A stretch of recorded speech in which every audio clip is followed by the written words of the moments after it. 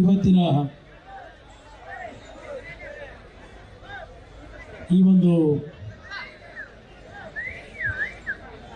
ಕಾರ್ಯಕ್ರಮದಲ್ಲಿ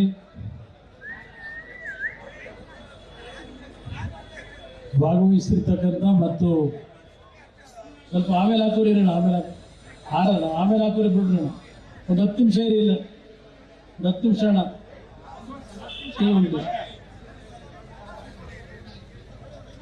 ಇವತ್ತಿನ ಈ ಒಂದು ಕಾರ್ಯಕ್ರಮ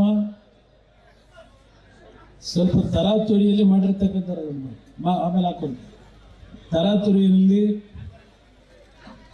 ನಿನ್ನೆ ದಿನ ನಿರ್ಧಾರ ಮಾಡಿದಂಥ ಕಾರ್ಯಕ್ರಮ ಇದು. ಪ್ರಥಮವಾಗಿ ನಾನು ಚನ್ನಪಟ್ಟಣದ ಎಲ್ಲ ನನ್ನ ಆತ್ಮೀಯ ತಂದೆ ತಾಯಂದಿರಿಗೆ ನನ್ನ ಹೃದಯ ತುಂಬಿದ ಗೌರವಪೂರ್ವಕವಾದ ವಂದನೆಗಳನ್ನು ಸಲ್ಲಿಸಲಿಕ್ಕೆ ಬಯಸ್ತೀನಿ. ಇವತ್ತಿನ ಈ ಕಾರ್ಯಕ್ರಮವನ್ನು ತರಾತುರಿಯಲ್ಲಿ ಏರ್ಪಾಡು ಮಾಡಿದಂಥ ಉದ್ದೇಶ ಈಗಾಗಲೇ ನಮ್ಮ ವೇದಿಕೆ ಮೇಲೆ ಕಳೆದ ಲೋಕಸಭೆ ಚುನಾವಣೆಯಲ್ಲಿ ನಿಮ್ಮೆಲ್ಲರ ಆಶೀರ್ವಾದದಿಂದ ಒಂದು ಐತಿಹಾಸಿಕವಾದಂಥ ಗೆಲುವನ್ನು ತಾವೆಲ್ಲ ಏನು ನೀಡಿದ್ದೀರಿ. ಡಾಕ್ಟರ್ ಮಂಜುನಾಥ್ ಅವರು ಈಗಾಗಲೇ ನಿಮ್ಮೆಲ್ಲರನ್ನ ಉದ್ದೇಶಿಸಿ ಮಾತನಾಡಿದ್ದಾರೆ. ಮಾಜಿ ಸಚಿವರು, ವಿಧಾನ ಪರಿಷತ್ತಿನ ಸದಸ್ಯರು ಆಗಿರ್ತಕ್ಕಂಥ ಆತ್ಮೀಯರು ಆಗಿರ್ತಕ್ಕಂಥ ಯೋಗೇಶ್ ಅವರು ಮಾತನಾಡಿದ್ದಾರೆ. ವೇದಿಕೆ ಮೇಲೆ ನಮ್ಮ ಮಾಜಿ ಸಚಿವರು, ಆತ್ಮೀಯ ಸ್ನೇಹಿತರಾಗಿರ್ತಕ್ಕಂಥ ಚಾಮುಂಡೇಶ್ವರಿ ಕ್ಷೇತ್ರದ ಶಾಸಕರಾಗಿರ್ತಕ್ಕಂಥ GD ದೇವೇಗೌಡರಿದ್ದಾರೆ. ನಮ್ಮ ಎರಡು ಪಕ್ಷಗಳ ಪದಾಧಿಕಾರಿಗಳು, ಅಧ್ಯಕ್ಷರುಗಳು ಎಲ್ಲರೂ ಇದ್ದಾರೆ.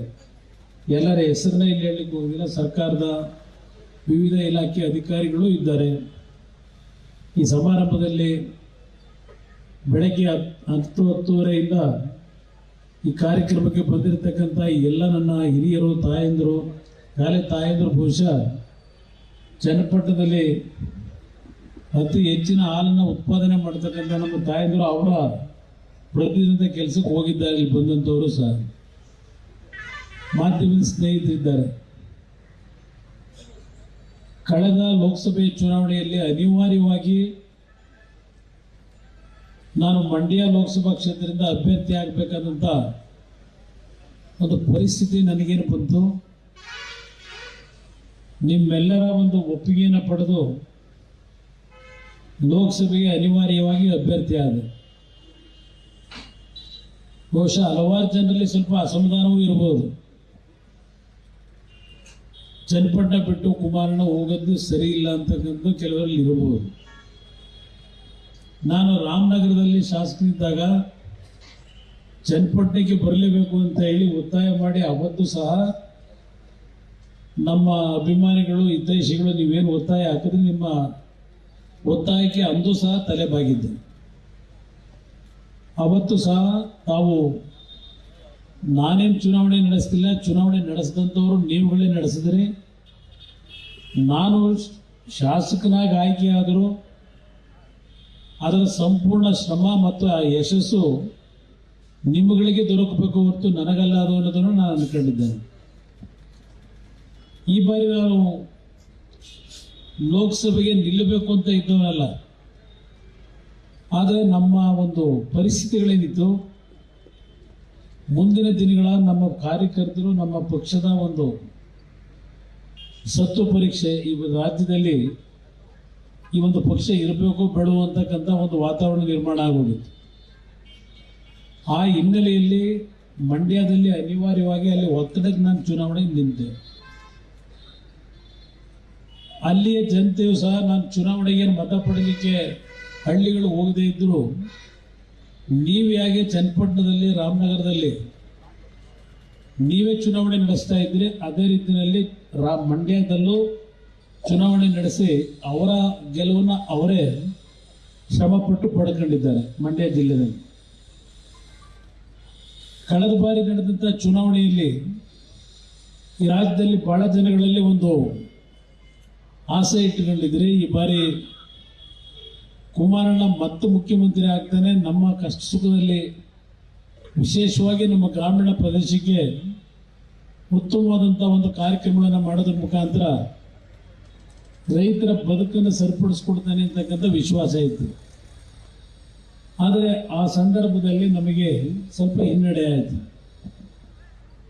ಈಗ ನಾನು ಲೋಕಸಭೆಗೆ ಅನಿವಾರ್ಯವಾಗಿ ನಿಲ್ಲಬೇಕಾದಾಗ ಎಲ್ಲರಲ್ಲೂ ಕೊನೆಗೊಂದು ನನ್ನ ಮೇಲೆ ಒತ್ತಡ ಹಾಕಲಿಕ್ಕೆ ಕಾರಣ ದೇಶದ ಗೌರವಾನ್ವಿತ ಪ್ರಧಾನಮಂತ್ರಿಗಳು ನರೇಂದ್ರ ಮೋದಿಯವರೇನಿದ್ದಾರೆ, ಅವರ ಮಂತ್ರಿಮಂಡಲದಲ್ಲಿ ಕುಮಾರಣ್ಣ ಅವರು ದೆಹಲಿಯಲ್ಲಿ ಕೃಷಿ ಸಚಿವರಾದರೆ ರೈತರಿಗೆ, ಅದರಲ್ಲೂ ವಿಶೇಷವಾಗಿ ನಮ್ಮ ಕನ್ನಡ ನಾಡಿಗೆ ಒಳ್ಳೆಯ ಒಂದು ಕಾರ್ಯಕ್ರಮವನ್ನು ತರೋದ್ರ ಮುಖಾಂತರ ರೈತರ ಬದುಕನ್ನು ಸರಿಪಡಿಸ್ತಾರೆ ಅಂತಕ್ಕಂಥ ಒಂದು ಕೂಗು ನೀವೆಲ್ಲ ಹಾಕಿದ್ರಿ.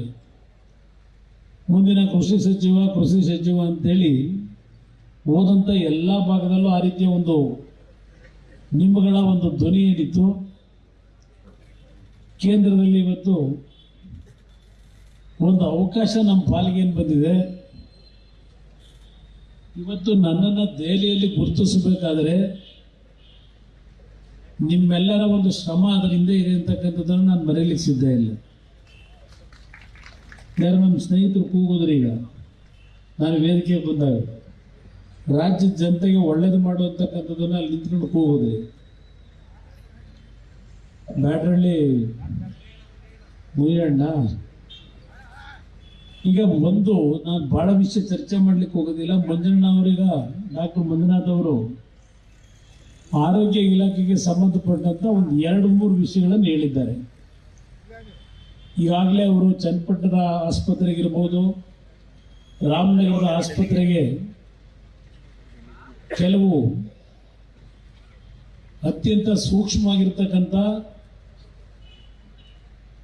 ನಿಮ್ಮ ಒಂದು ಹಲವಾರು ರೀತಿಯ ಒಂದು ಆರೋಗ್ಯದ ಸಮಸ್ಯೆ ಎದುರಿಸಿದಾಗ, ಏನಾದರೂ ಒಂದು ಆಕಸ್ಮಿಕವಾಗಿ ಅಪಘಾತಗಳಾದಾಗ ನಿಮ್ಮ ತಲೆಗೆ ಬೀಳ್ತಕ್ಕಂಥ ಒಂದು ಬೆಡ್ ಏನಿದೆ, ಅದಕ್ಕೆ ಸ್ಕ್ಯಾನ್ ಮಾಡಲಿಕ್ಕೆ CT ಸ್ಕ್ಯಾನ್ ಅವಶ್ಯಕತೆ ಇದೆ ಅನ್ನೋದನ್ನ ಇಲ್ಲೇನು ಕೆಲವರು ಕೂಗ್ತಾ ಇದ್ದೀರಿ. MRIನ ಹಾಕೋದು ಸ್ವಲ್ಪ ಕಷ್ಟ, CT ಸ್ಕ್ಯಾನ್ ಹಾಕ್ಬೋದು. MRIನ ಬೆಲೆ ತುಂಬ ದೊಡ್ಡ ಮಟ್ಟದಲ್ಲಿದೆ. CT ಸ್ಕ್ಯಾನ್ ಇದ್ದರೆ ಸಾಕಿಲ್ಲ ನಮಗೆ, MRI ಇಂಥ CT ಸ್ಕ್ಯಾನ್ ಅವಶ್ಯಕತೆ ಇದೆ. ಬಹುಶಃ ಡಾಕ್ಟರ್ ಮಂಜಣ್ಣ ಅವರು ಹೇಳ್ತಾರೆ. ರಾಮನಗರದ ಜಿಲ್ಲಾ ಆಸ್ಪತ್ರೆಯಲ್ಲಿ ಮುಂದಿನ ದಿನಗಳಲ್ಲಿ MRI ತರಲಿಕ್ಕೆ ಡಾಕ್ಟರ್ ಮಂಜುನಾಥ್ ಅವರು ನಾವು ಸೇರಿ ಪ್ರಯತ್ನ ಪಟ್ಟು ಮಾಡೋಣ ಅಂತ, ಅದನ್ನು ಸಹ ರಾಮನಗರ ಜಿಲ್ಲಾ ಕೇಂದ್ರದಲ್ಲಿ. ಅದ್ರ ಜೊತೆಗೆ ಚನ್ನಪಟ್ಟಣದ ಆಸ್ಪತ್ರೆಯನ್ನು ಇನ್ನೂ ಒಂದು 100 ಬೆಡ್ಡಿನ ಹೆಚ್ಚುವರಿ ಆಸ್ಪತ್ರೆಯ ಒಂದು ಮೇಲ್ದರ್ಜೆಗೆ ಏರಿಸಬೇಕು ಅಂತಕ್ಕಂಥದ್ದೇನಿದೆ. ಜಾಗ ಚಿಕ್ಕದಿದೆ ಅಂತ ಹೇಳಿ ಅದರ ಬಗ್ಗೆನೂ ಗಮನ ಹರಿಸೋಣ. ಅಭಿವೃದ್ಧಿಯ ಬಗ್ಗೆ ಒಂದು ಕಲ್ಪನೆ ಅಂತಕ್ಕಂಥದ್ದು ದೇವೇಗೌಡರಿಂದ ನಾವು ಕಲ್ತಿದ್ದೇವೆ. ಅವರ ಒಂದು ಮಾರ್ಗದರ್ಶನದಲ್ಲೇ ನಾವು ಹಳ್ಳಿಗಳ ಅಭಿವೃದ್ಧಿಯನ್ನು ಯಾವ ರೀತಿ ಮಾಡಬೇಕು ಅಂತಕ್ಕಂಥ ಒಂದು ನಮ್ಮಲ್ಲಿ ತಿಳುವಳಿಕೆ ಬಂದಿದ್ರೆ ಅದಕ್ಕೆ ಕಾರಣ ದೇವೇಗೌಡರಿದ್ದಾರೆ. ಅವರ ಬದುಕಿನೆಲ್ಲ ಗ್ರಾಮೀಣ ಪ್ರದೇಶದ ಜನತೆಯ ಬದುಕಿನ ಬಗ್ಗೆನೇ ಅವರ ಶ್ರಮ ಇದ್ದಂಥದ್ದು. ನಾನು ಹಿಂದೆ 2 ಬಾರಿ ಮುಖ್ಯಮಂತ್ರಿ ಇದ್ದಾಗ ಏನೇನು ಮಾಡಿದ್ದೇವೆ ಅದೆಲ್ಲ ಒಂದು ಭಾಗ. ಅದರಿಂದ ನಾನು ಈ ರಾಜ್ಯದ ಜನತೆ ಇವತ್ತು ಏನು ಗುರುತಿಸಿದ್ದಾರೆ. ಇವತ್ತು ಸಹ ಸುಮಾರು 320 ಕೋಟಿ ರೂಪಾಯಿಗಳ ವೆಚ್ಚದ ಕಾಮಗಾರಿಗಳು, ಉದ್ಘಾಟನೆ ಮತ್ತು ಶಂಕುಸ್ಥಾಪನೆ ಕಾರ್ಯಕ್ರಮಗಳು ಇವತ್ತು ನೆರವೇರಿಸಿರ್ತಕ್ಕಂಥದ್ದು. ಇವತ್ತು ಯಾವ ಕಾರಣಕ್ಕೆ ಇಷ್ಟು ತರಾತುರಿ ಮಾಡಿದ್ದೇವೆ. ನಾನು ಏನು ಲೋಕಸಭೆಗೆ ಆಯ್ಕೆಯಾಗಿದ್ದೇನೆ, ಚನ್ನಪಟ್ಟಣ ವಿಧಾನಸಭಾ ಕ್ಷೇತ್ರ ಉಳಿಸ್ಕೋಬೇಕು, ಇಲ್ಲ ಲೋಕಸಭಾ ಕ್ಷೇತ್ರ ಉಳಿಸ್ಕೋಬೇಕು. ಸೋಮವಾರ ನನಗೆ ಕೊನೆಯ ದಿನ ತೀರ್ಮಾನ ಮಾಡಲಿಕ್ಕೆ. ನಾನು ಇಲ್ಲಿ ಸಭೆ ಮಾಡಿ ನಂತರ ರಾಜೀನಾಮೆ ಕೊಡಬೇಕು ಅಂತ ಇದ್ದವರು. ಆದರೆ ಸ್ಪೀಕರ್ ಅವರ ಅನುಮತಿಯನ್ನು ಪಡೆದು ಇವತ್ತು ಸಾಯಂಕಾಲ ನನ್ನ ರಾಜೀನಾಮೆಯನ್ನು ಸ್ವೀಕಾರ ಮಾಡಬೇಕು ಅಂತೇಳಿ ಮನವಿ ಮಾಡಿ, ಆ ಹಿನ್ನೆಲೆಯಲ್ಲಿ ಇವತ್ತು ತರಾತುರಿ ನಮ್ಮ ಹಲವಾರು ಸ್ನೇಹಿತರು ಇಷ್ಟೆಲ್ಲ ಕೆಲಸ ಮಾಡಿದ್ದೀರಿ, ಉದ್ಘಾಟನೆಗಳನ್ನು ಮಾಡಿಲ್ಲ, ದಯವಿಟ್ಟು ರಾಜೀನಾಮೆ ಕೊಡೋದಕ್ಕಿಂತ ಮುಂಚೆ ಒಂದು ಬಾರಿ ಬಂದು ಉದ್ಘಾಟನಾ ಕಾರ್ಯಕ್ರಮದಲ್ಲಿ ಭಾಗವಹಿಸಬೇಕು ಅಂತಕ್ಕಂಥದ್ದನ್ನು ನನ್ನ ಮೇಲೆ ಒತ್ತಡ ಹಾಕಿದ್ರಿ. ಅದರ ಹಿನ್ನೆಲೆಯಲ್ಲಿ ಇವತ್ತು ನಿನ್ನೆ ದಿನ ನಮ್ಮ ಅಧಿಕಾರಿಗಳಿಗೆ ಸೂಚನೆ ಕೊಟ್ಟು ಜಿಲ್ಲಾ ಉಸ್ತುವಾರಿ ಸಚಿವರಿಗೂ ಚರ್ಚೆ ಮಾಡಿ ಇವತ್ತು ನಾನು ಅನಿವಾರ್ಯವಾಗಿ ಇವತ್ತು ತಕ್ಷಣ ಒಂದು ಕಾರ್ಯಕ್ರಮ ಮಾಡಲೇಬೇಕಾಗಿದೆ, ಅದಕ್ಕೆ ಅಧಿಕಾರಿಗಳಿಗೆ ಸೂಚನೆ ಕೊಡಿ ಅಂತ ಹೇಳಿ ಜಿಲ್ಲಾ ಉಸ್ತುವಾರಿ ಸಚಿವರು ರಾಮಲಿಂಗಾರೆಡ್ಡಿ ಅವರಿದ್ದಾರೆ. ಅವರ ಅನುಮತಿಯನ್ನೂ ಪಡೆದು, ನಾನು ಯಾವುದೇ ರೀತಿಯ ಉದ್ದಟತನದ ರಾಜಕಾರಣ ಎಂದೂ ಮಾಡಲ್ಲ, ಅವರ ಅನುಮತಿಯನ್ನು ಪಡೆದೇ ಈ ಕಾರ್ಯಕ್ರಮ ಇವತ್ತು ಏನು ನಡೀತಾ ಇದೆ, ಸುಮಾರು 320 ಕೋಟಿ ವೆಚ್ಚದ ಕಾಮಗಾರಿಗಳಿವೆ. ಕೆಲವು ಕೆಲಸ ಆಗಿದೆ, ಕೆಲವು ಕೆಲಸ ಪ್ರಾರಂಭ ಮಾಡಿದೆ. ಚನ್ನಪಟ್ಟಣದ UGDಗೆ ಸುಮಾರು 97 ಕೋಟಿ ಹಣ ಬಿಡುಗಡೆ ಮಾಡಿ ಸುಮಾರು 3.5 ವರ್ಷ ಆಗಿದೆ. ನಾನು ಮುಖ್ಯಮಂತ್ರಿ ಆದಾಗಲೇ ಅದಕ್ಕೆ ಒಂದು ಚಾಲನೆ ಕೊಡಬೇಕು ಅಂತ ಹೊರಟಂಥದ್ದು. ಅದೀಗಾಗಲೇ ಟೆಂಡರ್ ಪ್ರೋಸೆಸ್ ಎಲ್ಲ ಆಗಿದೆ, ಸದ್ಯದಲ್ಲಿ ಕೆಲಸವೂ ಪ್ರಾರಂಭ ಆಗಿದೆ ಚನ್ನಪಟ್ಟಣದ UGD ಕಾರ್ಯಕ್ರಮ. ಆದರೆ ನಮ್ಮ ಅಧಿಕಾರಿಗಳಿಗೆ ನಾನು ಹೇಳ್ತೇನೆ, ನನ್ನ ಒಂದು ನಿರೀಕ್ಷೆ, ನನ್ನ ಸ್ಪೀಡಿಗೆ ನಮ್ಮ ಅಧಿಕಾರಿಗಳು ಎಂದೂ ಬರಲೇ ಇಲ್ಲ. ಇಲ್ಲಿ ಎಲ್ಲ ರೀತಿಯಲ್ಲಿ ನಾನು ಹಣದ ವ್ಯವಸ್ಥೆ ಮಾಡಿಕೊಡ್ತೇನೆ. ಅದು ಕಾಂಗ್ರೆಸ್ ಸರ್ಕಾರ ಇರಲಿ, BJP ಸರ್ಕಾರ ಇರಲಿ, ನಾನು ಒಂದು ಮನವಿ ಮಾಡಿದ್ರೆ ಹಣ ಕೊಡಲಿಕ್ಕೆ ಅಲ್ಲಿ ತಯಾರಾಗಿರ್ತಿದ್ರು. ಅದನ್ನು ಅಧಿಕಾರಿಗಳು ಕೆಲವರು, ನಾನು ಎಲ್ರಿಗೂ ದೋಷ ಕೊಡಲ್ಲ, ಹಲವಾರು ಅಧಿಕಾರಿಗಳು ನನ್ನ ನಿರೀಕ್ಷೆಗೆ ಕೆಲಸ ಮಾಡಲಿಲ್ಲ. ನನ್ನ ಮನಸ್ಸಿಗೆ ನೋವಿದೆ. ಆ ಅಧಿಕಾರಿಗಳಿಗೆ ಈಗಲೂ ಹೇಳ್ತೇನೆ, ಇನ್ನು ಸ್ವಲ್ಪ ನಮ್ಮ ನಗರಸಭೆನಲ್ಲೂ ಸ್ವಲ್ಪ ನೀವೆಲ್ಲ ಮತ ಕೊಟ್ಟರೆ ಚನ್ನಪಟ್ಟಣದ ಜನ, ಆದರೆ ಕೆಲವರು ಯಾವ ರೀತಿ ನಡ್ಕೊಂಡಿದ್ದಾರೆ ಈ ಸಭೆಯಲ್ಲಿ ನಾನು ಹೇಳಲಿಕ್ಕೆ ಹೋಗೋದಿಲ್ಲ. ಎಲ್ಲ ರೀತಿಯಲ್ಲಿ ಅಭಿವೃದ್ಧಿ ಮಾಡಲಿಕ್ಕೆ ಅವಕಾಶಗಳಿತ್ತು, ಅದು ದೊರಕಿಲ್ಲ. ಆದರೆ ಒಂದು, ಇವತ್ತು ನೀವು ನನ್ನನ್ನು ಕೇಂದ್ರ ಸರ್ಕಾರದಲ್ಲಿ ಮಂತ್ರಿ ಆಗ್ತಕ್ಕಂಥ ಒಂದು ಶಕ್ತಿಯನ್ನು ಕೊಟ್ಟಿದ್ದೀರಿ. ಕೇಂದ್ರ ಪಕ್ಕದಲ್ಲಿ ಮಂಜುನಾಥ್ ಅವರಿದ್ದಾರೆ. ಬಹುಶಃ ಈ ಕ್ಷೇತ್ರದಲ್ಲಿ ಯಾರು ನಮ್ಮ ಎದುರಾಳಿನ ಸೋಲಿಸಲಿಕ್ಕೆ ಸಾಧ್ಯವೇ ಇಲ್ಲ ಅಂತ ದುರಹಂಕಾರದಲ್ಲಿದ್ದರು. ಇದೇನು ನನಗಂತೂ ಅರ್ಥ ಆಗಲಿಲ್ಲ. ನಾವು ಬಹಳ ದುಡಿಮೆ ಮಾಡಿದ್ದೇವೆ, ದುಡಿದಿರತಕ್ಕಂಥದಕ್ಕೆ ಕೂಲಿ ಕೇಳಕ್ಕೆ ಬರ್ತಾ ಇದ್ದೇವೆ ಅಂತಕ್ಕಂಥ ಮಾತುಗಳನ್ನು ಹೇಳ್ತಾ ಇದ್ರು. ಅದು ಯಾವ ಕ್ಷೇತ್ರಕ್ಕೆ ಏನೇನು ದುಡಿಮೆ ಮಾಡಿದ್ರು ನನಗಂತೂ ಗೊತ್ತಿಲ್ಲ. ನಮ್ಮ ಕಣ್ಣಿಗೆ ಇದನ್ನು ಯಾವಾಗ ಸಾಕ್ಷಿ ಗುಡ್ಡೆ ಅಂತಾರೆ. ಸಾಕ್ಷಿ ಗುಡ್ಡೆ ನೀವು ನೋಡ್ಲಿಕ್ಕೆ ಸಾಧ್ಯ ಇರೋದು ಕನಕಪುರಕ್ಕೆ ಹೋದ್ರೆ ಮಾತ್ರ ನೀವು ಸಾಕ್ಷಿ ಗುಡ್ಡೆ ನೋಡ್ಬೋದು. ಇಲ್ಲಿ ಚನ್ನಪಟ್ಟಣದಲ್ಲೋ, ರಾಮನಗರದಲ್ಲೋ, ಮಾಗಡಿಯಲ್ಲೋ ನಾವು ಸಾಕ್ಷಿ ಗುಡ್ಡೆ ನೋಡೋಕ್ಕಾಗಲ್ಲ. ಈಗ ಚನ್ನಪಟ್ಟಣದಲ್ಲಿ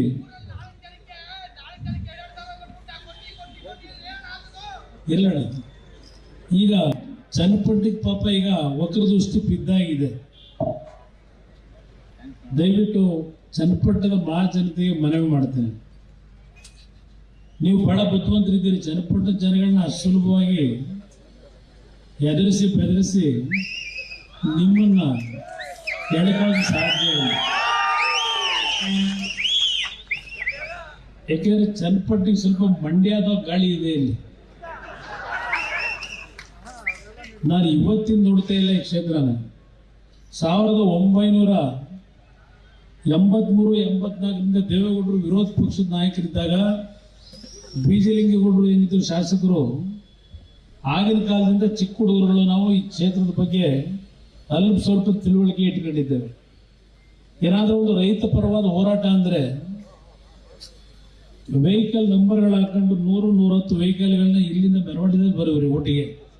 ಅಂಥ ದಿನಗಳು ಚನ್ನಪಟ್ಟಣದಲ್ಲಿ ನಾವು ಸಣ್ಣ ಮಕ್ಕಳಿದ್ದಾಗ ಕಂಡಿದ್ದೇವೆ. ನಾವು ವರದೇಗೌಡರಿದ್ರು, ಅವ್ರ ಕಾಲದಲ್ಲೂ ಯಾವ ರೀತಿ ಒಂದು ನಿಮ್ಮೆಲ್ಲರ ಪ್ರೀತಿ ವಿಶ್ವಾಸ ಇತ್ತು ಅದೆಲ್ಲವನ್ನ ನಾನು ಹತ್ತಿರದಿಂದ ಗಮನಿಸಿದ್ದೇನೆ. ಈ ಕ್ಷೇತ್ರದ ಜನತೆಗೆ ಮನವಿ ಮಾಡ್ತೇನೆ, ಯಾವುದೇ ಕಾರಣಕ್ಕೂ ದುರಂಕಾರಿಗಳು, ದೌರ್ಜನ್ಯದಲ್ಲಿ ವರ್ತನೆ ಮಾಡ್ತಕ್ಕಂಥವ್ರು, ಅಂಥವ್ರ ಬಗ್ಗೆ ಎಚ್ಚರಿಕೆಯಿಂದ ನಿಮ್ಮ ತೀರ್ಮಾನ ಇರಲಿ. ನೀವೆಲ್ಲ ಬುದ್ಧಿವಂತರಿದ್ದೀರಿ. ನಿಮ್ಮ ಕುಟುಂಬದಲ್ಲಿ ಅತ್ಯಂತ ಉತ್ತಮವಾದ ಶಿಕ್ಷಣ ಕೊಡಿಸಿರ್ತಕ್ಕಂಥ ನಿಮ್ಮ ಕುಟುಂಬದ ಮುಖ್ಯಸ್ಥರುಗಳಿದ್ದಾರೆ. ಅದಷ್ಟೇ ಅಲ್ಲ, ಕಷ್ಟಪಟ್ಟು ಕೃಷಿಯನ್ನು ಜೀವನದಲ್ಲಿ ಅಳವಡಿಸ್ಕೊಂಡಿರ್ತಕ್ಕಂಥವ್ರು. ಇಲ್ಲಿ ಯೋಗೇಶ್ವರ್ ಕೂತಿದ್ದಾರೆ. ಪ್ರಾಥಮಿಕ ಹಂತದಲ್ಲಿ ಅವರು ಜಿಲ್ಲಾ ಉಸ್ತುವಾರಿ ಮಂತ್ರಿಗಳಾಗಿ ಯಾವೊಂದು ಇಗ್ಲೂರು ದೇವೇಗೌಡರು ಕಟ್ಟಿದಂಥ ಒಂದು ಜಲಾಶಯ, ಆ ಜಲಾಶಯದಿಂದ ಚನ್ನಪಟ್ಟಣದ ನೀರಿನ ಒಂದು ಕೆರೆಗಳನ್ನು ತುಂಬಿಸ್ತಕ್ಕಂಥದಕ್ಕೆ ಚಾಲನೆ ಕೊಟ್ಟರು. ಅದನ್ನು ಮುಂದುವರಿಸಿ ನಾನು ಮುಖ್ಯಮಂತ್ರಿ ಇದ್ದಾಗ ಸುಮಾರು 126 ಕೆರೆಗಳಿಗೆ ನೀರನ್ನು ತುಂಬಿಸ್ತಕ್ಕಂಥ ಕೆಲಸವನ್ನು ಮುಂದುವರಿಸಿದೆ ಹೆಚ್ಚುವರಿಯಾಗಿ. ಈಗಾಗಲೇ ಸತ್ಯಗಾಲದ ಕಾರ್ಯಕ್ರಮವು ಮುಗಿದಿದೆ, ಹೆಚ್ಚು ಕಡೆ ಮುಗಿತಾ ಬಂದಿದೆ. ಕಣ್ಣುವಾಗೆ ಇಗ್ಲೂರಿನಿಂದ ನೀರನ್ನು ತಂದು ಅಲ್ಲಿಂದ ಮಂಚಿನ ಮೇಲೆ ವೈಜಿಗುಡ್ಡಾಗೆ ನೀರನ್ನು ತೆಗೆದುಕೊಂಡು ಹೋಗ್ತಕ್ಕಂಥ ಕಾಮಗಾರಿಗಳನ್ನು ಮಾಡಿದ್ದೇವೆ. ನಾವು ಜಾಹೀರಾತುಗಳ ಮುಖಾಂತರ ಪಬ್ಲಿಸಿಟಿ ತಗೊಂಡಿಲ್ಲ ಅಷ್ಟೇ, ನಾವೇನು ಕೆಲಸ ಮಾಡಬೇಕು ಮಾಡಿದ್ದೇವೆ. ಅದರಿಂದ ನನ್ನ ಜನತೆಗೆ ನಾನು ಮನವಿ ಮಾಡ್ತೇನೆ, ನಾನು ಎಲ್ಲ ಕೆಲಸ ಮಾಡಿದ್ದೇವೆ ಅಂತ ಹೇಳಲ್ಲ, ನನ್ನ ಜನರ ಕಷ್ಟ ಗೊತ್ತಿದೆ. ಇವತ್ತು ಬೆಳಗ್ಗೆ ಪತ್ರಿಕೆ ಒಂದು ತೆಗೆದ್ರೆ ಯಾವುದೋ ಒಂದು ಭಾಗದಲ್ಲಿ ನಮ್ಮ ರೈತರ ಆತ್ಮಹತ್ಯೆಯ ಒಂದು ವಿಷಯ ನೋಡಿದೆ ಬೆಳಗ್ಗೆನೂ ಸಹ. ಈಗಾಗಲೇ ಮತ್ತೆ ನಮ್ಮ ರಾಜ್ಯದಲ್ಲಿ ರೈತರ ಆತ್ಮಹತ್ಯೆಗಳು ಪ್ರಾರಂಭ ಆಗ್ತಾ ಇದೆ. ಇದೆಲ್ಲವನ್ನು ನಾನು ಸೂಕ್ಷ್ಮವಾಗಿ ಗಮನಿಸ್ತಾ ಇದ್ದೇನೆ. ನಾನಿವತ್ತು ಕೃಷಿ ಸಚಿವನಾಗದೇ ಇರಬಹುದು, ಆದರೂ ಒಂದು ಮಾತನ್ನು ಹೇಳ್ತೇನೆ, ದೇವೇಗೌಡರ ಬಗ್ಗೆ ಸನ್ಮಾನ್ಯ ಪ್ರಧಾನಮಂತ್ರಿಗಳು ನರೇಂದ್ರ ಮೋದಿ ಅವರಿಗೆ ವಿಶೇಷವಾದಂಥ ಗೌರವವನ್ನು ಇಟ್ಕೊಂಡಿದ್ದಾರೆ. ಆ ಒಂದು ಹಿನ್ನೆಲೆಯಲ್ಲಿ ನನಗೂ ಸ್ವಲ್ಪ ಮಟ್ಟಿನ ಗೌರವವನ್ನು ಇವತ್ತು ದೆಹಲಿಯಲ್ಲಿ ಕೊಡ್ತಾರೆ. ಈ ರಾಜ್ಯದ ಹಲವಾರು ಸಮಸ್ಯೆಗಳಿಗೆ ಪರಿಹಾರ ತರಲಿಕ್ಕೆ ಪ್ರಾಮಾಣಿಕವಾದಂಥ ಪ್ರಯತ್ನ ಪಡ್ತೇನೆ. ನಾನು ಇವತ್ತು ಕೇಂದ್ರದ ಮಂತ್ರಿ, ನನ್ನ ವೈಯಕ್ತಿಕವಾದಂಥ ಆಸೆಗಳಿಗೆ ಮಂತ್ರಿ ಆಗಿರೋದಲ್ಲ. 2 ಇಲಾಖೆಯನ್ನು ನನಗೆ ಏನು ಕೊಟ್ಟಿದ್ದಾರೆ ಇವತ್ತು, ಬೃಹತ್ ಕೈಗಾರಿಕಾ ಸಚಿವನಾಗಿ ಮತ್ತು ಉಕ್ಕು ಇಲಾಖೆಯನ್ನು ನಿರ್ವಹಣೆ ಮಾಡ್ತಕ್ಕಂಥ ಸಚಿವನಾಗಿ, ಅದರಲ್ಲೂ ಸಹ ಹಲವಾರು ರೀತಿಯ ಜನಪರವಾದಂಥ ಕಾರ್ಯಕ್ರಮ ಕೇವಲ ಕರ್ನಾಟಕ ರಾಜ್ಯಕ್ಕಷ್ಟೇ ಅಲ್ಲ, ದೇಶಕ್ಕೆ ಮಾಡ್ತಕ್ಕಂಥ ಒಂದು ದೊಡ್ಡ ಮಟ್ಟದ ಇಲಾಖೆಗಳು. ದೇಶದ ಅಭಿವೃದ್ಧಿ, ಒಂದು ಮಟ್ಟಿಗೆ ನಿರುದ್ಯೋಗದ ಸಮಸ್ಯೆಯನ್ನು ಬಗೆಹರಿಸ್ತಕ್ಕಂಥದ್ದಕ್ಕೆ ಒಂದು ಅವಕಾಶಗಳಿದ್ದಾವೆ. ನಮ್ಮ ITI ಮಾಡಿರ್ತಕ್ಕಂಥ ಯುವಕರು ಹಲವಾರು ಜನ ಅರ್ಜಿಗಳು ಕೊಡೋದನ್ನು ಪ್ರತಿನಿತ್ಯ ನಾನೇನು ಕಾಣ್ತೇನೆ. ಮತ್ತು ಮೆಕ್ಯಾನಿಕಲ್ ಇಂಜಿನಿಯರ್ಗಳೇನಿದ್ದಾರೆ, ಎಲೆಕ್ಟ್ರಾನಿಕ್ ಇಂಜಿನಿಯರ್ಗಳೇನಿದ್ದೀರಿ, ಕಂಪ್ಯೂಟರ್ ಇಂಜಿನಿಯರ್ಗಳೇನಿದ್ದಾರೆ, ಆದರೂ ಒಂದು ನಾನು ಅವರೆಲ್ಲರಿಗೂ ಹೇಳೋದು, ಮನೆ ಮುಂದೆನೇ ಕೆಲಸ ಕೊಡಿ ಅಂದರೆ ಸ್ವಲ್ಪ ಕಷ್ಟ. ಹಲವಾರು ಕಡೆ ನೀವು ಹೊರ ರಾಜ್ಯಕ್ಕೆ ಹೋಗ್ತಕ್ಕಂಥ ನಿರ್ಧಾರ ನೀವು ಮಾಡಿದ್ರೆ ನಿಮಗೆ ಉತ್ತಮವಾದಂಥ ರೀತಿಯಲ್ಲಿ ಸಂಬಳ ದೊರಕತಕ್ಕಂಥದ್ದಕ್ಕೆ ಅವಕಾಶಗಳಿದೆ. ಅದಕ್ಕೆ ನೀವು ಮಾನಸಿಕವಾಗಿ ಸಿದ್ಧವಾಗಬೇಕು. ನೀವು ಅದರ ಜೊತೆಗೆ ಇವತ್ತು ನರೇಂದ್ರ ಮೋದಿ ಅವರ ನೇತೃತ್ವದಲ್ಲಿ ಸ್ಮಾರ್ಟ್ ಸಿಟಿ ಅಂತಕ್ಕಂಥದ್ದು ಒಂದು ಯೋಜನೆ ಏನಿದೆ, ಇವತ್ತು ರಾಮನಗರ ಜಿಲ್ಲೆ ಅಂತ ಒಂದು ಭಾಗ, ನಮ್ಮ ಬೆಂಗಳೂರು ಗ್ರಾಮಾಂತರ, ಮಂಡ್ಯ, ನಮ್ಮ ತುಮಕೂರು ಇರ್ಬೋದು, ಕೋಲಾರ ಇರ್ಬೋದು, ಈ ಭಾಗದಲ್ಲಿ ನಗರ ಪ್ರದೇಶಗಳನ್ನು ಸ್ಮಾರ್ಟ್ ಸಿಟಿಯ ಒಂದು ಕಾರ್ಯಕ್ರಮ ಅಡಿಯಲ್ಲಿ ಆ ಇಲಾಖಾ ಮಂತ್ರಿಗಳನ್ನು ಮನವೊಲಿಸಿ ಡಾಕ್ಟರ್ ಮಂಜುನಾಥ್ ಅವರು ನಾವು ಜೊತೆಗೂಡಿ ಈ ಭಾಗದ ನಗರ ಪ್ರದೇಶಗಳ ಅಭಿವೃದ್ಧಿ ಒಂದು ಕಡೆ, ಮತ್ತು ಪ್ರಧಾನಮಂತ್ರಿಗಳು ಈ ವರ್ಷ ಸುಮಾರು 3 ಕೋಟಿ ಮನೆಗಳನ್ನು ಕಟ್ಟಬೇಕು ಅಂತಕ್ಕಂಥ ಒಂದು ನಿರ್ಧಾರ ಮಾಡಿ ಮೊನ್ನೆ ಮೊದಲನೇ ಸಚಿವ ಸಂಪುಟದಲ್ಲಿ ತೀರ್ಮಾನ ತೆಗೆದುಕೊಂಡಿದ್ದಾರೆ.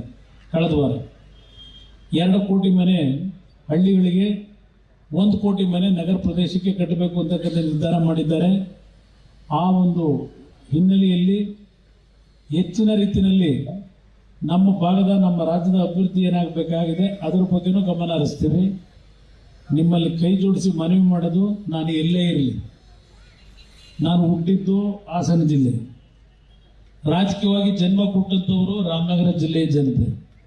ನಾನು ಚನ್ನಪಟ್ಟಣ ಇರ್ಬೋದು, ಮಳವಳ್ಳಿ ಇರ್ಬೋದು, ಕನಕಪುರ ಇರ್ಬೋದು, ಸಾತ್ತೂರು ಇರ್ಬೋದು, ಮಾಗಡಿ, ಆನೆಕಲ್ಲು, ಈ ಭಾಗದಲ್ಲಿ ರಾಜಕೀಯವಾಗಿ 96ರಲ್ಲಿ ಒಂದು ಜನ್ಮ ಕೊಟ್ಟಿದ್ದೀರಿ. ನೀವು ಕೊಟ್ಟಂಥ ಆಶೀರ್ವಾದದಿಂದ ಈ ಮಟ್ಟಿಗೆ ಬೆಳೆಸ್ಕೊಂಡಿದ್ದೀರಿ, ನೀವೇ ಬೆಳೆಸಿರೋರು. ಯಾವುದೇ ಕಾರಣಕ್ಕೂ ನಮ್ಮ ಮೇಲೆ ಅನುಮಾನ ಪಡಬೇಡಿ. ನಾವು ಎಲ್ಲೇ ಇದ್ರೂ ಈ ದೇಹ ಇಡೀ ದೇಶದಲ್ಲಿ ಇವತ್ತೇನು ಹೋರಾಟ ಮಾಡಬೇಕಾದಂಥ, ಸಂಚಾರ ಮಾಡಬೇಕಾದಂಥ ಪರಿಸ್ಥಿತಿ ಇದ್ದರೂ ಈ ಹೃದಯ ಇಲ್ಲೇ ಇರ್ತದೆ ಅಂತಕ್ಕಂಥ, ನಿಮ್ಮಲ್ಲೇ ಇರ್ತೀನಿ ಅನ್ನೋದನ್ನು ಮರಿಬೇಡಿ. ಯಾವುದೇ ಕಾರಣ ನಾನು ಎಲ್ಲೇ ಇದ್ರೂ ನನಗೆ ರಾಜಕೀಯವಾಗಿ ಜನ್ಮ ಕೊಟ್ಟಂತ ಈ ಜಿಲ್ಲೆಯ ಜನತೆಯನ್ನು ನಾನು ಮರೆಯೋನಲ್ಲ. ಮಂಡ್ಯ ಜಿಲ್ಲೆಯ ಜನ ಅತ್ಯಂತ ಮುಗ್ಧ ಜನ ಅಂತಕ್ಕಂಥದ್ದನ್ನು ನಾನು ಹೇಳಲಿಕ್ಕೆ ಬಯಸ್ತೀನಿ. ನೀವೆಲ್ಲ ಬಹುಶಃ ಮಂಡ್ಯಗೆ ಬಹಳ ಜನ ಹಲವಾರು ಬಾರಿ ಹೋಗಿದ್ದೀರಿ. 50 ವರ್ಷಗಳ ಹಿಂದೆ ಯಾವ ರೀತಿ ಇತ್ತು ಮಂಡ್ಯ, ಅದೇ ರೀತಿಯಲ್ಲೇ ಇನ್ನೂ ಉಳಿದೆ, ಅದೇ ರೀತಿಯಲ್ಲೇ ಇದೆ. ಆ ಜನತೆಯಲ್ಲೂ ಒಂದು ಭಾವನೆ, ಕುಮಾರಣ್ಣ ಬಂದರೆ ಏನೋ ಒಂದು ಮಂಡ್ಯ ಜಿಲ್ಲೆಯಲ್ಲಿ ಒಳ್ಳೆಯ ಕೆಲಸಗಳನ್ನು ಮಾಡ್ತೇನೆ ಅಂತಕ್ಕಂಥ ವಿಶ್ವಾಸದಿಂದ ಇವತ್ತು ಆ ದೊಡ್ಡ ಬಹುಮತದಲ್ಲಿ ಗೆಲ್ಲಿಸ್ಕೊಟ್ಟಿದ್ದಾರೆ. ಆ ಹಿನ್ನೆಲೆಯಲ್ಲಿ ನಿಮ್ಗೆ ಹೇಳ್ತೀನಿ, ನಾವು ಇನ್ನೂ ಹಲವಾರು ಕಡೆ ಹೋಗ್ಬೇಕು, ರಾತ್ರಿ 10 ಆಗುತ್ತೋ 11 ಆಗುತ್ತೋ ಗೊತ್ತಿಲ್ಲ. ನಾನು ಒಂದೇ ಮಾತು ಹೇಳೋದು, ಈ ಕ್ಷೇತ್ರದಲ್ಲಿ ಇವತ್ತು BJP JDS ಎರಡೂ ಒಂದಾಗಿ ನಾವು ಕೆಲಸ ಮಾಡ್ತಾ ಇದ್ದೇವೆ. ಈ ಕ್ಷೇತ್ರ ಒಂದೇ ಅಲ್ಲ, ಇಡೀ ರಾಜ್ಯದಲ್ಲಿ. ಅದರ ಹಿನ್ನೆಲೆಯಲ್ಲೇ ಇವತ್ತು ನಾವು ಹಳೆ ಕರ್ನಾಟಕದಲ್ಲಿ ಮೊದಲನೇ ಹಂತದಲ್ಲಿ 14 ಸ್ಥಾನದಲ್ಲಿ 12 ಸ್ಥಾನಗಳನ್ನು ಗೆದ್ದು ಈ ಬಾರಿ. ಇನ್ನು 2 ಸ್ಥಾನದಲ್ಲಿ ನಮ್ಮ ಕೈಯಾರೆ ಕಳ್ಕೊಂಡಿದ್ದೇವೆ. ಅದು ನಾವು ಗೆಲ್ಲಕ್ಕೆ ಅವಕಾಶ ಇದ್ದಂಥದ್ದು. 14 ಸ್ಥಾನ ನಮಗೆ ಬೆಳೆಸಿರ್ತಕ್ಕಂಥ ಈ ಭಾಗದ ನಮ್ಮ ಸಮಾಜ ಏನಿದೆ, ನಮ್ಮ ಸಮಾಜದ ಜನತೆ 100ಕ್ಕೆ 80-85 ಭಾಗ ನಾವು ಕೊಟ್ಟಂಥ ಶಕ್ತಿ ಇವತ್ತು ಈ ವಸ್ತು 14 ಸ್ಥಾನದಲ್ಲಿ 13 ಸ್ಥಾನ ನಾವು ಗೆಲ್ಲಕ್ಕೆ 12 ಸ್ಥಾನ ಗೆಲ್ಲಕ್ಕೆ ಸಾಧ್ಯ ಆಯಿತು. ಅದರಿಂದ ನರೇಂದ್ರ ಮೋದಿಯವರು ನಿಮ್ಮ ಬೆಳೆಸಿರ್ತಕ್ಕಂಥ ನಿಮ್ಮ ಮನೆ ಕುಟುಂಬದ ಅಣ್ಣನೋ ತಮ್ಮನೋ ಮಗನೋ ಅಂತಕ್ಕಂಥ ಭಾವನೆ ನೀವೇನು ಇಟ್ಕೊಂಡಿದ್ರಿ ನನ್ನ ಮೇಲೆ, ಇವತ್ತು ನರೇಂದ್ರ ಮೋದಿಯವರು ನಮ್ಮನ್ನು ಗುರುತಿಸಿದ್ರೆ ಅದಕ್ಕೆ ನೀವುಗಳ ಕಾರಣ ಅಂತಕ್ಕಂಥದ್ದನ್ನ ನಾನು ಮರೀಲಿಕ್ಕೆ ಸಿದ್ಧ ಇಲ್ಲ. ಇವತ್ತು ನಿಮ್ಮಿಂದ ಅಂತ ಒಂದು ಅವಕಾಶ ಏನು ದೊರಕಿದೆ. ಪ್ರಾಮಾಣಿಕವಾಗಿ ನನ್ನ ಸಮಯ ವ್ಯರ್ಥ ಮಾಡಿದೆ. ನಾನು ಡಾಕ್ಟರ್ ಮಂಜಣ್ಣ ಅವರು ಇಬ್ಬರು ಸೇರಿ ಈ ಎಲ್ಲ ಭಾಗದ ಸಮಸ್ಯೆಗಳಿಗೆ ಪರಿಹಾರ ತರಲಿಕ್ಕೆ ಪ್ರಾಮಾಣಿಕವಾಗಿ ದುಡಿಮೆ ಮಾಡ್ತೀವಿ. ಸದಾಕಾಲ ಈ ನಿಮ್ಮ ಪ್ರೀತಿಯನ್ನು ಇಟ್ಕೊಂಡಿದ್ದೀರಿ. ನಾನು ಬರಲಿ, ಹಳ್ಳಿಗೆ ಬರದೇ ಇರಲಿ, ನೀವು ಇಲ್ಲಿವರೆಗೆ ಬೆಳೆಸ್ಕೊಂಡ್ಬಂದಿದ್ದೀರಿ. ಆ ಪ್ರೀತಿ ವಿಶ್ವಾಸ ಹೀಗೆ ಇರಲಿ. ಆ ಪ್ರೀತಿ ವಿಶ್ವಾಸಕ್ಕೆ ಎಂದೂ ಧಕ್ಕೆ ತರದೆ ಇಲ್ಲ. ಅದು ಗೊತ್ತಾಯ್ತು. ಅದು ಸರಿ ಅಣ್ಣ, ಸರಿ. ಅದೆಲ್ಲ ಏನೇನಿದೆ ಅವೆಲ್ಲ ಸ್ವಲ್ಪ ಈಗೆಲ್ಲ ಸ್ವಲ್ಪ ಮಂತ್ರಿ ಆಗಿರೋದ್ರಿಂದ ಕೆಲಸ ಮಾಡಿಸ್ಲಿಕ್ಕೆ ಏನು ತೊಂದರೆ ಇಲ್ಲ, ಮಾಡಿಸೋಣ. ಇನ್ನೊಂದು 15 ದಿವಸ ಕಳೀಲಿ. ಆಮೇಲೆ ನಾನು ಇನ್ನೊಂದು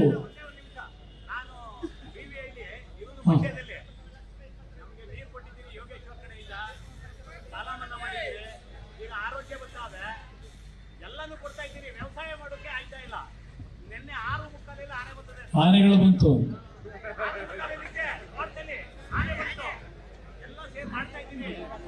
ಒಂದು ನಿಮಿಷ ಅಣ್ಣ, ಒಂದು ನಿಮಿಷ. ಹೌದಣ್ಣ, ಈಗ ಆನೆ ಕಾಟ ಏನಿದೆ, ಆನೆ ಕಾಟಕ್ಕೆ ನಾವು ಒಂದು ಪ್ರಯೋಗ ಮಾಡಲಿಕ್ಕೆ ಅಂತೇಳಿ ಒಂದು ಕಾರ್ಯಕ್ರಮ ಪ್ರಾರಂಭ ಮಾಡೋದು. ಅದು ಸಂಪೂರ್ಣಗೊಳಿಸ್ಲಿಕ್ಕೆ ಆಗಿಲ್ಲ.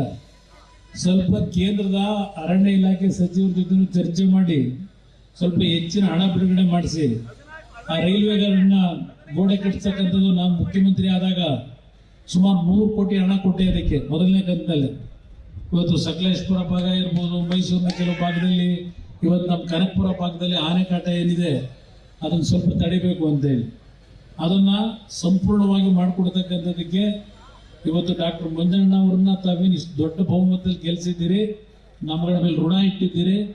ಅವ್ರೇನೋ ಒಂದು ಒಳ್ಳೆ ಕೆಲಸ ಮಾಡ್ತಾರೆ, ಡಾಕ್ಟರ್ ಆಗಿ ರಾಜ್ಯದಲ್ಲಿ ಒಳ್ಳೆ ಸೇವೆ ಸಲ್ಲಿಸಿದ್ದಾರೆ ಅಂತ ಹೇಳಿ ನೀವು ಯಾವ ಆಮಿಷಗಳಿಗೆ ಒಳಗಾಗದೆ ಡಾಕ್ಟರ್ ಮಂಜುನಾಥ್ ಅವ್ರನ್ನ ಗೆಲ್ಲಿಸ್ಕೊಟ್ಟಿದ್ದೀರಿ. ನಿಮ್ಮ ಕಷ್ಟ, ರೈತರ ಕಷ್ಟ ಏನಿದೆ ನಾನು ಕಂಡಿದ್ದೇನೆ.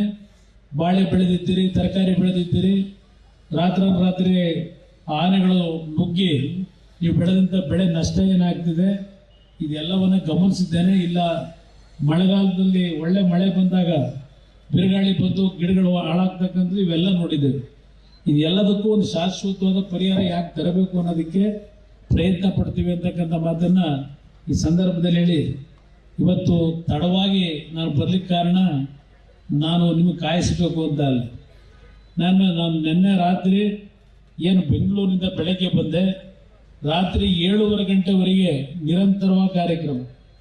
ಅದಾದ ಮೇಲೆ ನಮ್ಮ ತಂದೆ ತಾಯಿ ಜನ್ಮ ಕೊಟ್ಟಂಥ ತಂದೆ ತಾಯಂದರಿಗೆ ನಾನು ಅವರ ಆಶೀರ್ವಾದ ತಗೊಳ್ಳಿಕ್ಕೆ ಆಗಿರಲಿಲ್ಲ.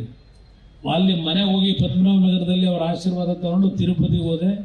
12 ಗಂಟೆಗೆ ತಿರುಪತಿ ತಲುಪಿ 2 ಗಂಟೆಗೆ ತಿರುಪತಿ ದರ್ಶನದಲ್ಲಿ ದೇವರ ದರ್ಶನ ಮಾಡಿ ಆ ದೇವರ ಶಕ್ತಿಯನ್ನು ಕೇಳಿ 8 ಗಂಟೆಗೆ ಬಂದೆ. 8 ಗಂಟೆಯಿಂದ ಇನ್ನೂ ನಿರಂತರವಾಗಿ ಜನಗಳ ಮಧ್ಯದಲ್ಲಿದ್ದೇನೆ. ಈಗ ಮಂಡ್ಯದಲ್ಲಿ ಜನ ಕಾಯ್ತಾ ಇದ್ದಾರೆ, ಅಲ್ಲಿ ಹೋಗಿ ಮೈಸೂರಿನಲ್ಲಿ ಹೋಗಿ ಮದ್ದೂರಿನಿಂದ ಪ್ರಾರಂಭ ಆಗುತ್ತೆ. ಇದು ಮುಗಿಸ್ಕೊಂಡು ಬರಬೇಕು. ದಾರಿ ಉದ್ದಕ್ಕೂ ಇದು ಬೆಳಗ್ಗೆಯಿಂದ ಜನರ ಒಂದು ಪ್ರೀತಿ ವಿಶ್ವಾಸದಲ್ಲಿ ನಾನಿಲ್ಲಿ ಬರೋದಿಂದ ತಡವಾಗಿದೆ. ನಿಮ್ಮೆಲ್ಲರಲ್ಲಿ ತಲೆಬಾಗಿ ಕೈ ಜೋಡಿಸಿ ಕ್ಷಮೆ ಕೋರ್ತೀನಿ ನಿಮ್ಮನ್ನ ತಡವಾಗಿ ಬಂದಿದ್ದಕ್ಕೆ. ಆದರೂ ಸಹ ಇಷ್ಟು ದೊಡ್ಡ ಸಂಖ್ಯೆಯಲ್ಲಿದ್ದೀರಿ. ನಾನು ವಿಶೇಷವಾಗಿ ನಮ್ಮ ಪೊಲೀಸ್ ಅಧಿಕಾರಿಗಳು ವಿಶೇಷವಾಗಿ ವೇದಿಕೆ ಮುಂಭಾಗದಲ್ಲಿದ್ದೀರಿ. ದಯವಿಟ್ಟು ನಿಮ್ಮೆಲ್ಲರಿಗೆ ನಾನು ಸಲಹೆ ಕೊಡ್ತಕ್ಕಂಥದ್ದು, ಜನಪ್ರತಿನಿಧಿಗಳ ಒತ್ತಡಕ್ಕೆ ಮಣಿಬೇಡಿ, ಜನರಿಗೆ ಅಮಾಯಕರಿಗೆ ತೊಂದರೆ ಕೊಡಬೇಡಿ. ನಾನು 2 ಬಾರಿ ರಾಜ್ಯದ ಮುಖ್ಯಮಂತ್ರಿ ಆಗಿದ್ದೆ. ನಾನು ಯಾವ ಅಧಿಕಾರಿಗಳಿಗೂ ನಾನು ನೋವು ಕೊಟ್ಟಿಲ್ಲ. ನಾನು ಈ ರಾಜ್ಯದಲ್ಲಿ ಯಾವುದೇ ಒಬ್ಬ ಸಣ್ಣ ಉದ್ಯೋಗದಲ್ಲಿ ಇರ್ತಕ್ಕಂಥ ಒಬ್ಬ ಜವಾನ್ ಕೆಲಸ ಮಾಡ್ತಕ್ಕಂಥ ವ್ಯಕ್ತಿನೂ ಸಹ ನಾನು ಮುಖ್ಯಮಂತ್ರಿಯಾಗಿ ಅಣ್ಣ ಅಂತಕ್ಕಂಥ ಪದ ಬಳಕೆ ಮಾಡೇ ಮಾತಾಡ್ತಾ ಇದ್ದೆ. ನಮ್ಮ ಅಧಿಕಾರಿಗಳಿಗೆ ಹೇಳ್ತೀನಿ, ಅಧಿಕಾರ ಶಾಶ್ವತ ಅಲ್ಲ. ಇಲ್ಲಿಲ್ಲ ಅಂದ್ರೆ ಇನ್ನೊಂದು ಕಡೆ ಕೆಲಸ ಮಾಡ್ಬೋದು. ನಮ್ಮ ರೈತರಿಗಾಗಲಿ ನಮ್ಮ ಹಳ್ಳಿಯ ಜನ ಏನೋ ಒಂದು ಸಣ್ಣ ಪುಟ್ಟ ಘರ್ಷಣೆ ಮಾಡ್ಕೊಂಡು ಬಂದಂತ ಸಂದರ್ಭದಲ್ಲಿ ಏನು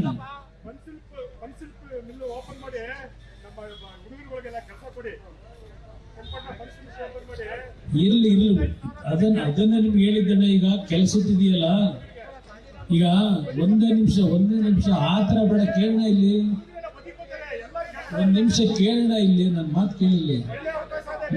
ನೀನ್ ಹೇಳಿದ ಅರ್ಥ ಆಯ್ತಣ್ಣ, ನೀವ್ ಹೇಳ್ತಾರ ನನಗೆ ಅರ್ಥ ಆಯ್ತು. ಯುವಕರಿಗೆ ನಿರುದ್ಯೋಗದ ಸಮಸ್ಯೆ ಇದೆ, ನನ್ನ ಮಾತು ಕೇಳಿ ಅರ್ಥ ಮಾಡ್ಕೊಳ್ಳೋಣ ಇಲ್ಲಿ.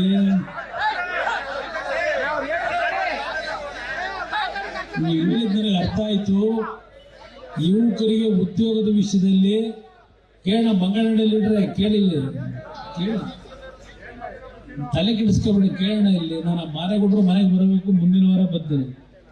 ಪಾಪ ತೀರ್ಕೊಂಡು ಹೋಗಿದ್ದಾರೆ. ನನಗೆ ದೊಡ್ಡವರು 84ರಲ್ಲಿ ವಿಧಾನಸಭೆ ಚುನಾವಣೆಯಲ್ಲಿ ನಿಂತಾಗ, ಉಪಚುನಾವಣೆಯಲ್ಲಿ ನಾನು ಸಣ್ಣ ಹುಡುಗ ಅವತ್ತು ಚುನಾವಣೆಗೆ ಬಂದಾಗ ಅವತ್ತಿಂದ ಆ ಮಾರೇಗೌಡರು ದೇವೇಗೌಡರು ಪರವಾಗಿ ಯಾವ ರೀತಿ ಅವರ ಕೆಲಸ ಮಾಡ್ಕೊಂಬಂದಿದ್ದಾರೆ ನೋಡಿರೋರು. ನಾನು ಮೊನ್ನೆ ಅವ್ರು ತೀರ್ಕೊಂಡು ಸುದ್ದಿ ಕೇಳಿದಾಗ ನಾನು ನಿಜಕ್ಕೂ ಆಘಾತ ಆಯಿತು.